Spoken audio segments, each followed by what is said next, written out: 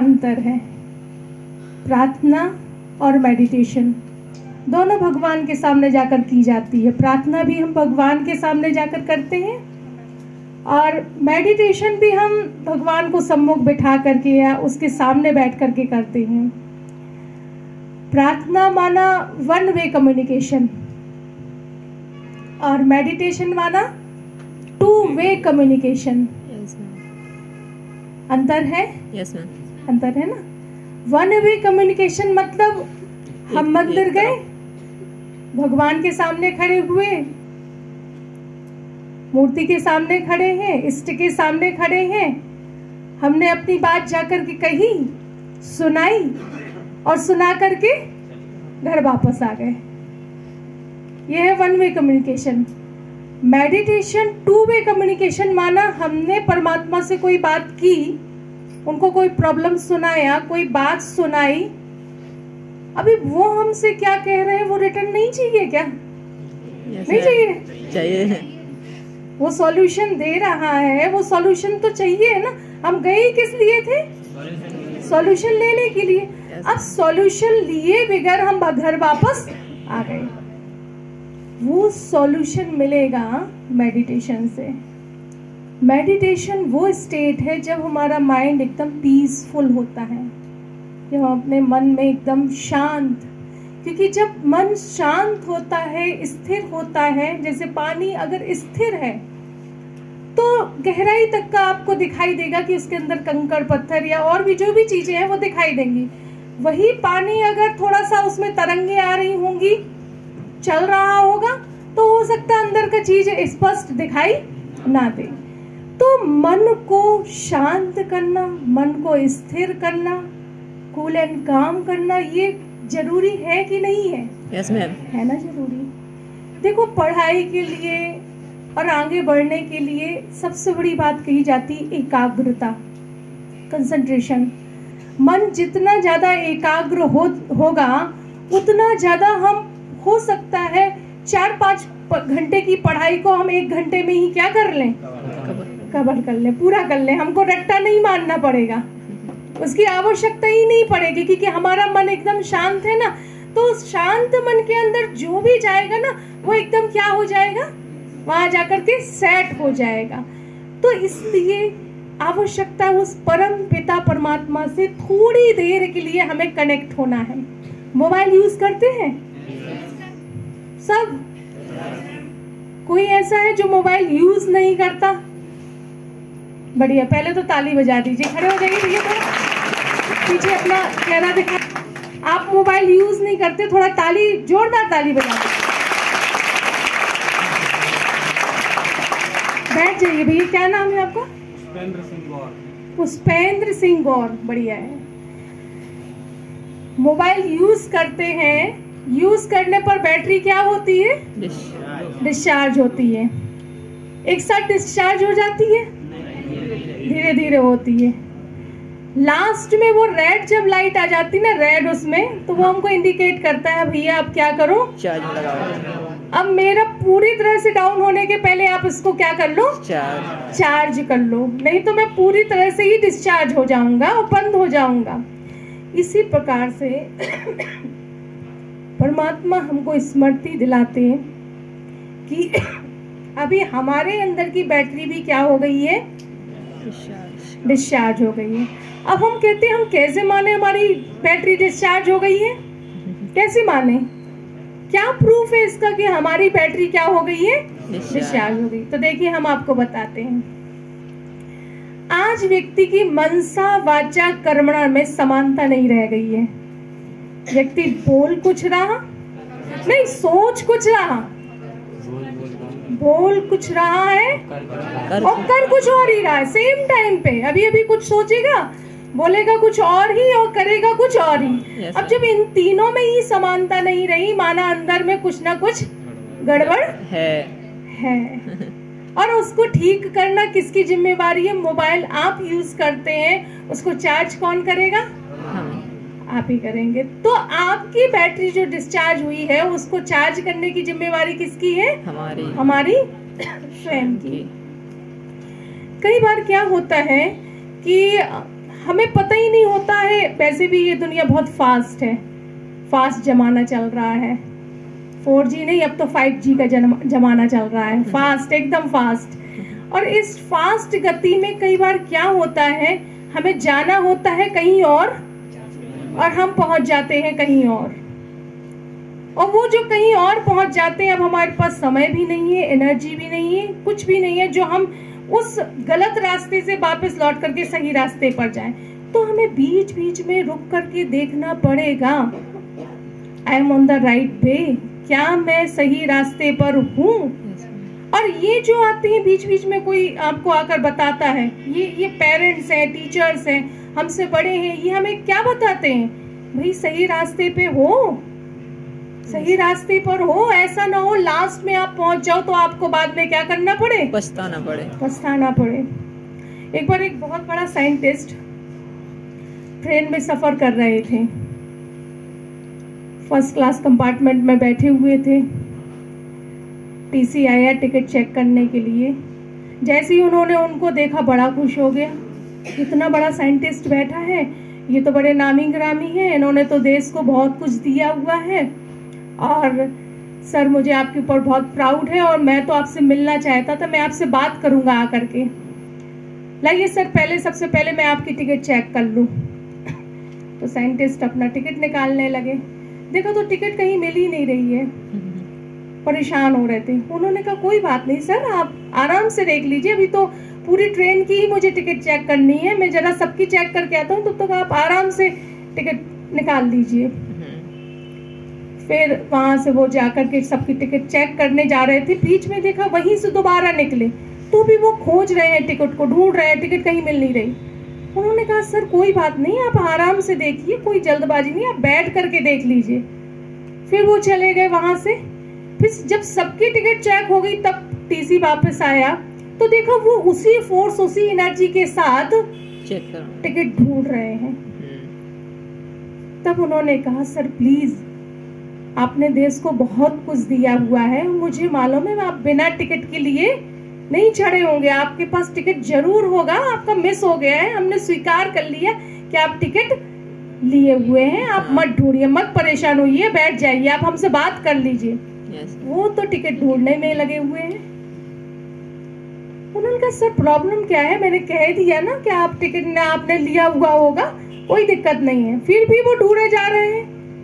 कहा मैं इसलिए ढूंढ रहा हूँ, अगर टिकट नहीं मिलेगी तो मुझे पता कैसे चलेगा कि मुझे उतरना कहाँ है। माना हम कहाँ चल रहे हैं, किस राह पर चल रहे हैं, क्या कर रहे हैं, हमें खुद भी पता नहीं है। आज युवा जो कहते हैं धन है, देश का धन है, युवा शक्ति है। अगर सबकी निगाह, अगर आज कुछ बड़ा काम करना हो तो सबकी निगाह किसके ऊपर है, युवाओं के ऊपर है। युवा का उल्टा करो तो कहते हैं वायु निकलता है। जो काम किससे नहीं हो सकता है वो वायु युवा से हो सकता है। युवा कुछ भी कर सकता है, अगर इकट्ठा हो जाए, संगठित हो जाए तो कुछ भी कर सकता है, उसके हौसले बड़े बुलंद हैं। इसलिए कहते हैं youth is not a age, it's a courage. Youth की तुलना कभी भी किसी एज ग्रुप के साथ नहीं की जाती। यूथ की तुलना एक करेज, एक हिम्मत, एक साहस, कुछ कर गुजरने की चाह के साथ की जाती है। परंतु आज युवा भ्रमित है। आज यूनाइटेड नेशन ने एक सर्वे किया है और उस सर्वे में उन्होंने बताया कि हर 3 सेकंड में एक जिंदगी समाप्त हो रही है बिकॉज ऑफ सुसाइड कमिटमेंट। लोग बाग क्या कर रहे हैं, सुसाइड कमिट कर रहे हैं, सुसाइड, और वो भी छोटे छोटे से कारण। एक बच्चा सुसाइड नोट छोड़ करके गया और उस नोट में क्या लिख करके गया था मालूम है आपको क्या? उसने उस नोट में लिखा कि मैंने अपने एक फ्रेंड को फेसबुक पर फ्रेंड रिक्वेस्ट भेजा, अगले 10 दिन तक मैंने इंतजार किया, कोई जवाब नहीं आया। मैं समझ गया मेरी इस दुनिया में कोई वैल्यू नहीं है, मुझे कोई पसंद नहीं करता, मुझे कोई लाइक नहीं करता है, इसलिए मैं अपनी जिंदगी को समाप्त कर रहा हूँ। अब आप सोचिए, जब जिंदगी का उदय हुआ, जब सारी संभावनाएं हमारे हाथ में हैं, क्षितिज तक पहुंचने की सारी शक्ति हम अपने हाथ में रखते हैं, उस समय हमें क्या करने का ख्याल आता है? और कारण क्या है? तो छोटे छोटे कहते हैं आज का युवा सबसे ज्यादा परेशान कब होता है? जब मोबाइल पर 4G नेटवर्क नहीं मिलता है। Yes ma'am. आज मेरा हाथ खाली क्यों है? इन उंगलियों को तो आदत पड़ चुकी है सेकंड में, हाँ, हर एक सेकंड में हम मोबाइल को ऑन करके देखते हैं नया अपडेट क्या आया है। किसमें नया अपडेट क्या आया है? मोबाइल में। हमारे जीवन में नया अपडेट क्या आया है वो कभी चेक करके देखा? वो नहीं चेक किया। चेक क्या किया? मोबाइल में। हमारा प्रोफाइल किसी से कमजोर नहीं होना चाहिए, ये नहीं कमजोर होना चाहिए। कितने सारे, मुझे तो पता नहीं है ट्विटर, और मैं तो यूज नहीं करती हूँ, अब मैंने तो 1-2 यूज करते हैं, वो भी सेवाओं अर्थ। तो क्या क्या निकला है उनमें, हम कितना टाइम निकाल रहे हैं, कितना टाइम दे रहे हैं,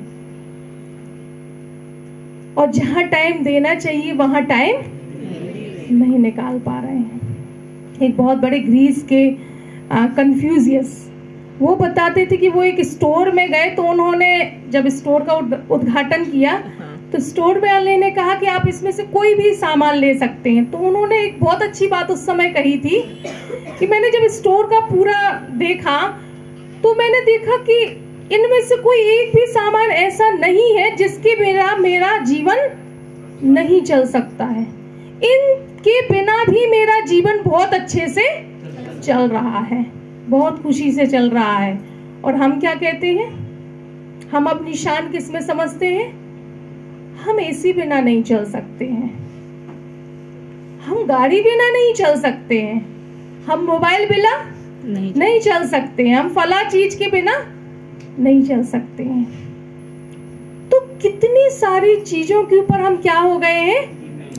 डिपेंड हो गए, आश्रित हो गए हैं, बजाय इसके कि अपने अंदर की उन शक्तियों को जागृत करें। इसलिए फोर्स अंदर का चाहिए, और आज हम फोर्स कहाँ से दे रहे हैं?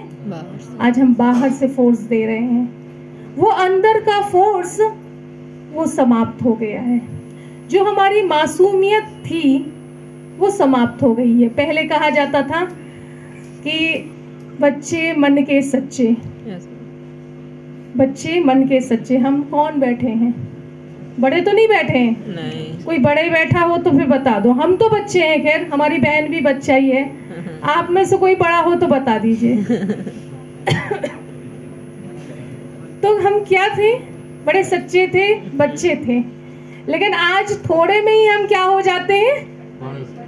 बड़े हो जाते हैं। हम सोचते हैं हम बहुत बड़े हो गए, हमें किसी को गाइड करने की आवश्यकता नहीं है, किसी को बताने की आवश्यकता नहीं है, कोई का रोक टोक हमें बिल्कुल पसंद नहीं है। ये जो बड़े रोकते टोकते रहते हैं ना, हमको बिल्कुल पसंद नहीं है। फ्रीडम वाली जीवन आज हर एक व्यक्ति जीना चाहता है, लेकिन फ्रीडम कहाँ तक फ्रीडम? एक बार एक शेर और एक गाय दोनों भाग रहे थे। शेर के पीछे, गाय के पीछे शेर था, गाय जान बचा रही थी। आगे गए तो पता चला कि गाय दलदल में फंस गई। चूंकि शेर भी उसका पीछा कर रहा था, तो निश्चित जब गाय दलदल में फंसी तो शेर को भी फंस नहीं था, दोनों फंस गए। अब जब दोनों फंस गए तो अब तो जान की आ गई ना। यस। तो शेर, गाय ने तुरंत पूछा, शेर भैया आपका कोई मालिक है क्या? शेर बड़े तेज दहाड़ते हुए बोला, कैसी बात करते हो? मैं तो स्वयं ही मालिक हूँ, मेरा कोई दूसरा मालिक कहाँ हो सकता? मैं तो स्वयं जंगल का राजा हूँ, मेरा कोई मालिक नहीं है, मैं ही मालिक हूँ, मैं ही सर्वश्रेष्ठ हूँ। तो शेर, गाय ने धीरे से बोला, भैया तो तुम गए, क्योंकि मेरा तो देखो मालिक है, और मेरा मालिक मेरे को ढूंढते ढूंढते जरूर आएगा, यहाँ तक भी आ जाएगा। उसको मालूम है ये टाइम हो गया गाय के वापस लौटने का, वो नहीं लौटेगी ना, तो मेरा मालिक तो धरती आसमान भी एक करके मेरे को ढूंढते ढूंढते यहाँ जाएगा। और सचमुच में मालिक आया उसका और उसको निकाल करके ले गया, और शेर डूब गया। तो आवश्यकता है बड़ों की, यस सर।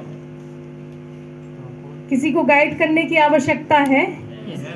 उस परम पिता परमात्मा का हाथ और साथ जरूरी है। Yes sir. है। तो जबकि हाथ जरूरी कहते हैं, सबसे पहले जब हम सवेरे उठते हैं तो उस समय उस परम पिता परमात्मा को जरूर याद कीजिए, क्योंकि कहते हैं दुनिया में जो जागत है सो पावत है, जो सोवत है सो होवत है। जाग जाओ और जाग करके कुछ प्राप्त कर लो, क्योंकि दिन की अगर शुरुआत बड़ी अच्छी हो गई ना तो सारा दिन ही अच्छा जाएगा। आप ब्रह्मा कुमारी इसकी किसी भी सेंटर पर जाकर के विजिट कर लीजिए, हमारा सुबह 3:30 पर हमारी दिनचर्या स्टार्ट हो जाती है। एक सुबह एक गीत बजता है, अमृत वेले शुद्ध पवन है, उठो लाडलो जागो। उस समय हम उठ जाते हैं और मेडिटेशन में 1 घंटा बैठ करके स्वयं को चार्ज करते हैं और उसके बाद अपनी दैनिक दिनचर्या शुरुआत करते हैं।